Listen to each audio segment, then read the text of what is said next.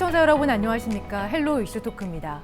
헬로 이슈토크에서는 총선 당선인을 모시고 앞으로의 의정활동 계획 그리고 우리 지역 유권자들에게 약속한 주요 공약에 대한 실천 방안을 들어보는 시간 준비했습니다. 이번 선거에서 은평구 2개 선거구는 모두 더불어민주당 후보가 선출됐는데요. 오늘은 은평구을 김우영 당선인 스튜디오에 모셨습니다. 어서 오세요. 예, 안녕하셨습니까? 네, 먼저 당선을 축하드립니다. 예, 감사드립니다. 네, 이제 선거가 끝난 지 한 2, 3주 정도 지났는데요. 그동안 좀 어떻게 지내셨나요? 네, 너무 시간이 빨리 가고 있는 걸 느낍니다. 당선 사례를 골목골목 다니면서 한이라고는 했습니다만 다 많은 분들을 못 만났고요. 네, 앞으로도 주민들 속에서 그들의 여러 가지 애환을 항상 듣고 주민 곁에서 의정활동하는 그런 정치인이 되어야 되겠다. 그 마음으로 먹고 있습니다. 네, 그런 가운데도 당에서 당직까지 맡으셨어요. 네. 정무조정실장을 맡게 네. 되셨는데 좀 앞으로 어떤 역할을 또 하게 되려는지요? 지금 한국 사회가 워낙 좀 복잡하고 특히나 민생의 위기가 갈수록 심화되고 있고 정치는 문제 해결 집단이 아니라 문제를 더 이렇게 야기하는 집단이 되고 있는 그런 상황에서 다수 야당 민주당이 국민에게 복무하는 정치적 활동을 잘할 수 있도록 해야 되고 그러자면 다양한 분들의 이야기를 잘 듣고 당대표에게 당의 진로나 방향에 대해서 네. 건의하기도 하고 또 조정하기도 하고 그런 역할을 해야 될 것 같습니다. 네, 앞으로 좀 어깨가 무거우실 것 같은데요. 이번 선거를 좀 돌이켜 보면은 이제 당선 소감이 좀 남다를 것 같은데요. 그 이유가 뭐 은평에서 구청장을 또 2번 지내셨고 또 이번 선거 관련해서는 본선에 오르기까지 나름 마음고생이라면 또 마음고생도 하셨을 것 같은데 좀 당선 소감, 좀 소회가 어떠신지요? 예, 제가 작년 12월부터 다시 은평구로 돌아와서 시작을 했기 때문에 거의 시험으로 치면 벼락치기를 한 셈이었어요. 네. 네. 그런 가운데서 저를 지지해 주시는 많은 분들이 성원해 주셨기 때문에 어렵사리 이제 당선이 되었다고 생각을 하고 그 깊은 마음의 어떤 감사를 어떻게 표현해야 될지 실천으로 잘 보답해야 되겠다 생각하고 있고요. 구청장 8년 하는 동안에 제가 만나왔던 어르신들, 또 청소년들, 또 마을 활동 속에서 함께 왔던 많은 분들이 잊지 않고 유세 현장이나 이제 인사하는 과정에서 많은 말씀을 해주셨어요. 네, 지역 발전에 대한 생각들, 현실 정치의 여러 가지 문제에 대한 그런 유권자들의 생각들을 가감없이 저한테 많이 전달해 주셔가지고 네, 그걸 어떻게 의정활동을 통해서 잘 펼쳐나갈 건가 이제 앞으로 참 어깨가 무겁기도 하고 그러나 저의 은평 구민에 대한 깊은 애정을 다시 확인할 수 있어서 너무 좋았습니다. 네, 지지해준 지역 유권자들에 대한 마음 이제 잘 전달이 되는 것 같습니다. 그 이번 선거 결과에 대한 얘기도 좀 잠시 해보면 뭐 은평에서도 그렇지만 더불어민주당의 압승 또 범야권이 높은 의석수를 챙겼습니다. 이 부분에 대해서는 어떻게 보고 계신지요? 뭐 바다는 배를 띄우기도 하지만 또 성난 파도가 배를 엎어버리기도 한다는 말 있지 않습니까? 2년 전에 윤석열 정권이 들어설 때 그 유권자들이 바랬던 점 그런 부분들이 2년 동안에 잘 지켜지지 않았고 또 국가란 국민 그 자체거든요. 네. 국민의 생명과 안전을 지키지 못한 그런 일들이 많았었고 또 복잡한 외교 환경 하에서 나라의 어떤 경제 성장을 이끌고 나갈 수 있는 리더십 그런 것들이 부재하면서 뭐 무역 수지라든가 그런 부분에서 상당히 좀 부실했고요. 그 다음에 고물가, 고금리 등으로 인해서 서민들의 살림이 등골이 휜다고 할 정도로 어려워졌기 때문에 주권자로서는 그렇게 어려워진 어떤 삶에 대한 네. 그 책임을 물을 수밖에 없었다. 그게 현 여당에 대한 어떤 꾸짖음으로 나타났고 그것이 이제 야당에 대한 압도적 의석으로 표출되었죠. 네. 야당이 잘했다기보다는 여당의 실정에 대한 일정한 반사이익이 있었다고 생각합니다. 네, 알겠습니다. 좀 이어서 저희 이제 공약 이야기를 좀 해보면요. 이제 선거 기간 동안 중요한 지역 현안으로 교통 문제 해결을 꼽으셨습니다. 뭐 신분당선 서북부 연장 예타 조사 면제 등에 대한 좀 얘기도 하셨는데 좀 설명을 해주신다면요. 이제 은평 뉴타운을 조성할 때 사실은 이제 그 대규모 단지를 조성하면 거기에 따른 도로, 철도 그런 기반 시설을 함께 갖추어서 추진해야 함에도 불구하고 일단 급한 대로 아파트부터 들어오는 그런 형국으로 시작을 했기 때문에 그 이후에 은평 세길 문제 네. 그것도 이제 종로 구민들의 또 반대에 봉착을 해서 착공을 못했고 대신에 이제 신분당선을 이제 광화문으로 은평 뉴타운으로 또 삼성으로 연결하는 그런 노선을 이제 은평의 교통 문제를 해결하는 대안으로 서울시가 적극 추진해 왔었죠. 네. 그리고 이제 윤석열 당시 대통령 후보도 서울 공약으로 신분당선 연장 계획을 제시를 했었죠. 근데 이제 집권하시고 작년에 신분당선 연장은 경제적 타당성이 좀 결여된다. 그러니까 소위 말해서 BC가 안 나온다는 이유로 사실상 그 공약의 그 진행이 물거품이 되는 그런 양상이 되어서 은평 뉴타운 주민들 또 은평 구민들이 상당 부분 좀 안타까운 감정을 갖게 되었죠. 네.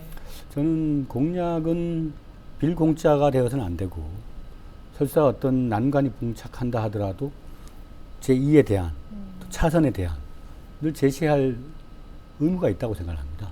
정부 여당에도 그렇고 저희 야당에게도 마찬가지고요. 그래서 신분당선 연장 계획이 정부의 일방적인 포기에 따라서 좌초가 되었는데 그렇다면 그 대안을 강구를 해야 된다. 다행히도 이제 GTX-A 노선이 차질 없이 진행되고 있기 때문에 네. GTX-A 노선과 그 은평 뉴타운을 연결하는 지선을 대안으로 한번 해보자라는 움직임이 뉴타운 주민들 사이에도 있고 저도 이제 그 제안을 적극 검토를 해서 선거 때 그런 방식으로라도 뉴타운의 네. 부족한 교통 편의를 보완하겠다 이렇게 약속을 했었습니다. 네, 방금 말씀하신 이제 그 부분이 참 인상적이었는데 좀 구체적인 실행 방안까지 좀 얘기를 해주신다면은. 네, 일단은 서울시와 은평구청 네.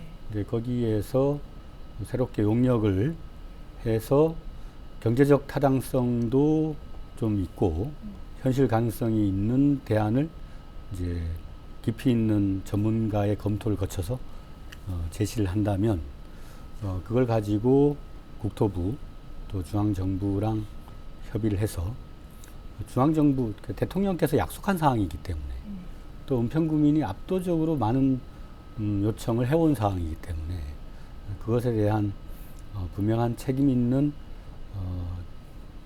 뒤처리가 있어야 된다. 그렇게 보고 있습니다. 네. 그리고 은평 지역 같은 경우는 뭐 지금 곳곳에서 재개발 사업이 진행 중이긴 합니다만 그 주거 지역 노후화 해결이 좀 시급한 상황입니다. 이와 관련해서도 또 공약하신 바가 있는데요.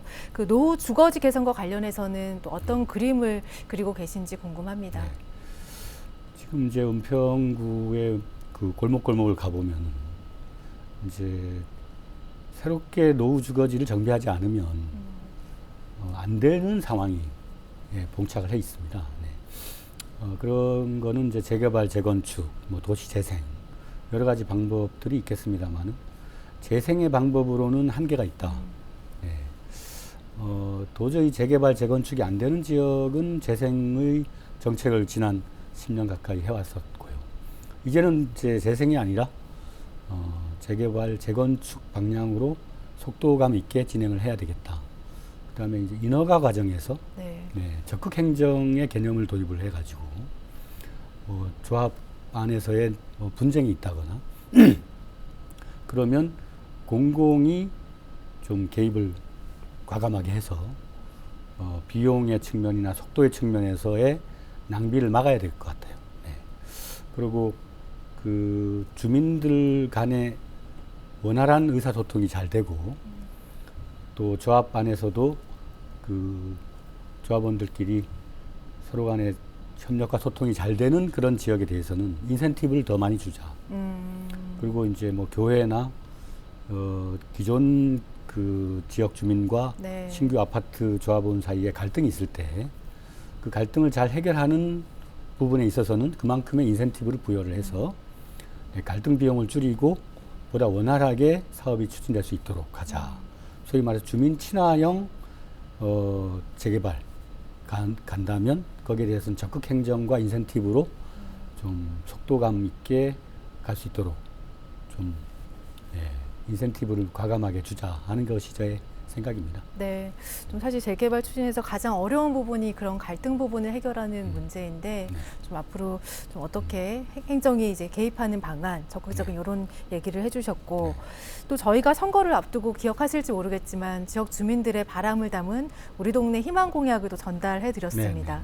그 내용을 보면은 뭐 주민들이 여러 가지를 원하고 있었지만 교육 환경 개선이라든지 지역 경제를 좀 활성화했으면 좋겠다 이런 목소리가 많았거든요. 좀 이에 대한 방안 또 그림 어떻게 그리고 계신지요? 일단 교육 환경은 은평구는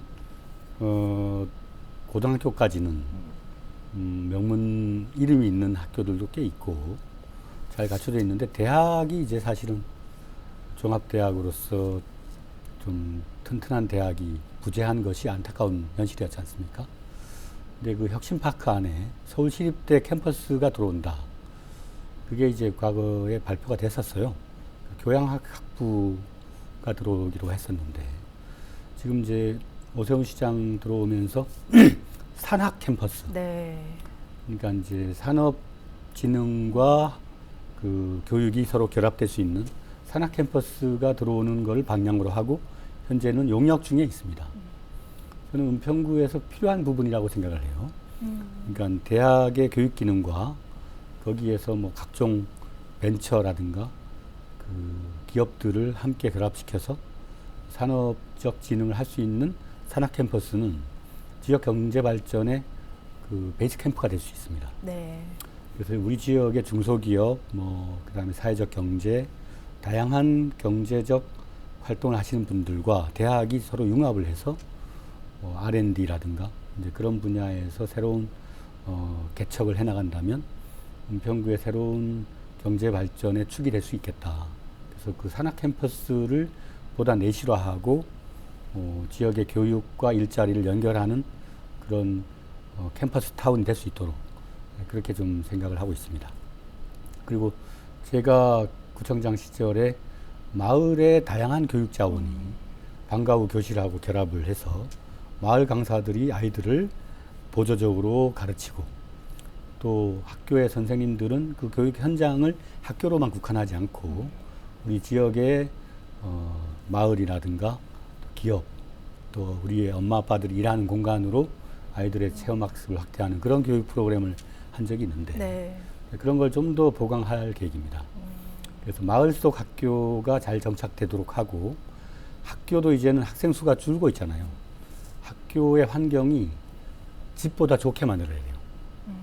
그래서 아이들이 학교에 가는 게 너무도 편리하고 생활상으로 불편함이 없도록 저는 전국적으로 학교 리모델링 같은 거를 뭐 한국형 요즘 뭐 경기가 침체되어 있기 때문에 네. 경기 활성화를 위해서도 학교를 대규모 그 리모델링 같은 걸 하는 겁니다. 그러면서 학생들을 위한 학교일 뿐만 아니라 지역 주민들을 위한 학교로 이제 학교를 다각화한다. 그래서 이제 방과 후에 네. 아이들이 이제 학교에서 집으로 돌아가면 지역사회 어른들도 학교에 와서 네. 평생 학습할 수 있도록 하고 그런 식으로 이원 체제를 앞으로 보강을 한다면 네. 되게 좋을 것 같고요. 그다음에 일요일 날 뭐 주말이나 이럴 때 학교 운동장 많이 쓰잖아요. 네, 그런 것도 관리 체제가 그 학교에 일원화돼 있기 때문에 네. 선생님들이나 교장 선생님들이 다소는 그걸 불편해 하시는 부분이 있습니다. 그러면 그걸 이중적으로 해서 그 아이들이 학습하는 동안에는 학교가 관리를 하고 이제 지역사회 주민들이 학교를 쓸 때는 네. 지자체가 그걸 담당할 수 있도록 그렇게 이제 체제를 개편한다면 네. 지역의 평생학습에도 좋고 네. 여러 가지 지속적으로 마을과 학교가 결합되는 형태로서 은평의 교육의 특성이 좀 새로워질 수도 있을 것 같습니다. 네. 어떤 의정활동 계획 갖고 계신지요? 예, 제가 그 은평구청장 시절에 주민 참여 행정 또 다양한 그 새로운 시도들을 많이 했었는데 그걸 이제 법적인 뒷받침이 없으면 공무원들은 되게 소극적인 행정을 할 수밖에 없거든요. 우리나라 법은 주로는 할 수 있는 거를 명시해 놓고 명시되지 않은 건 못하게 하는 법입니다. 그래서 공무원들이 탁상행정한다 뭐 그렇게 많이 지적들 하시는데 이제는 좀 우리나라가 혁신 국가로서 세계의 어떤 혁신을 주도하는 그런 나라가 돼야 되고 그래서 이제 골목이나 마을도 많이 바꿔나가야 되지 않습니까? 그러려면 저는 보다 새로운 법적 체계를 갖춰야 되겠다. 네거티브 법으로 만들어서 못하는 걸 명시해 놓고 그 외의 것들은 다 장려할 수 있도록 우리 한국 사람들은 이 머리 회전, 네. 창의력이 세계 최고 수준의 국가이기 때문에 그런 쪽으로 전반적인 그 마을 행정을 뒷받침할 수 있는 쪽으로의 법체계의 전환 이런 것들이 필요하고 또 주민자치 활동을 하다 보면 네. 아무리 노력을 하더라도 이 자치단체 쪽으로 오는 재정이 적어요. 국가에 세금을 내면은 거의 70~80%는 국가로 가고 이제 지자체나 이런 데는 적게 오지 않습니까? 그래서 자치 재정을 좀 더 강화시켜 나가야겠다. 그래서 주민들이 모여서 마을의 의제를 합의를 하면 그것이 바로 예산으로 연결되어서 그 주권자인 주민들이 네. 자기 마을에 설계를 할 수 있도록 그렇게 나가는 것이 우리 삶을 보다 풍족하게 다양하게 만들어 나가는 길이라고 생각을 하고 그런 활동도 좀 적극적으로 해볼 생각입니다. 네. 의정활동의 중심에도 주민이 있다는 게 느껴집니다. 그래서 혹시 고민하고 있는 상임위가 있다면요?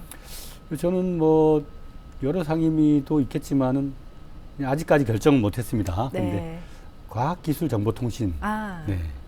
그 제가 이제 그 뭐 현재 불광천이나 다양한 곳에 냄새가 난다거나 어떤 어려운 점이 있으면 그 과학기술 새로운 신기술을 접목해서 과학기술 접목행정 같은 걸 되게 좋아했었거든요. 네. 그 은평구를 하나의 테스트 베드화하자. 네, 새로운 신기술이 실험되는 공간으로 만들어보자. 아, 구청장 시절에 네, 그걸 많이 하셨던 했었어요. 네, 네. 기억납니다. 그래서 우리나라가 사실은 얼마 전에 제가 장애인 행사에 갔다 왔는데 장애인들에게 지원하는 여러 가지 장비라든가 이런 것들 그걸 이제 비용이라고 생각할 필요가 없거든요. 네. 새로운 신기술을 적용하는 겁니다. 그러니까 인체에 어떤 여러 가지 핸디캡이 있는 분들한테 네. 눈이 보이지 않는 분들한테 약간은 보이게 할 수 있는 기술도 있고요. 그다음에 이제 손발이 움직이지 않으면 네. 그걸 이제 대체할 수 있는 로봇이라든가 이런 것들이 가능하잖아요. 그렇죠. 사람 인체와 결합된 로봇. 이게 다 기술 발전은 인간을 풍요롭게 만듭니다. 그렇기 때문에 약간의 어떤 부족함이 있는 분들에게 그걸 개선하는 방향으로 과학기술을 투자한다면 과학기술 그 혁신에도 도움이 되고 사람에게도 도움이 되잖아요. 그래서 저는 과학기술이 인간을 행복하게 할 수 있는 유력한 수단이기 때문에 그런 데 대한 관심을 많이 쏟고 싶고요. 그 다음에 이제 우리 헬로비전도 그렇습니다만은 지역의 방송, 네. 미디어가 보다 우리 시민들 속에서 시민들의 어떤 주권 의지를 반영할 수 있는 창의 역할을 하고 있지 않습니까? 그런 데 대한 지원도 열심히 해보고 싶습니다. 네, 오늘따라 시간이 엄청 짧게 느껴지는 것 같습니다. 어느새 마지막 질문인데요. 마지막으로 좀 지역 주민들에게 하고 싶은 말씀 짧게 해주시죠. 예, 지금 뭐 정치인이 이끌던 시대가 이제 지나갔고 이제 시민들이 정치를 하는 것이고 거기에 이제 정치인은 대리인으로서 역할을 하는 거라고 생각을 합니다. 그래서 주권자인 여러분들이 어떤 생각을 하고 있고 어떤 감각을 갖고 있는가 그걸 항상 귀를 열고 감각을 잘 연결하는 것이 정치인의 책무라고 생각을 하고 앞으로 정기적으로 주민과의 소통 채널을 가동할 수 있도록 좀 그림을 그리고 있습니다. 네, 의정활동하는 동안에 항상 우리 주민들 속에서 뭐 물고기는 물속에 있어야 되니까요. 네, 그런 입장으로 하고 또 선거 기간 동안에 해주신 말씀 또 그런 부분들을 잘 기억하고 변함없이 앞으로 주민 곁에서 든든한 벗이 되도록 하겠습니다. 네, 오늘 이렇게 나와주셔서 감사합니다. 감사합니다. 헬로 이슈토크 오늘은 김우영 은평구의 선거구 더불어민주당 소속의 국회의원 당선인과 함께했습니다. 지금까지 시청해주신 여러분 고맙습니다.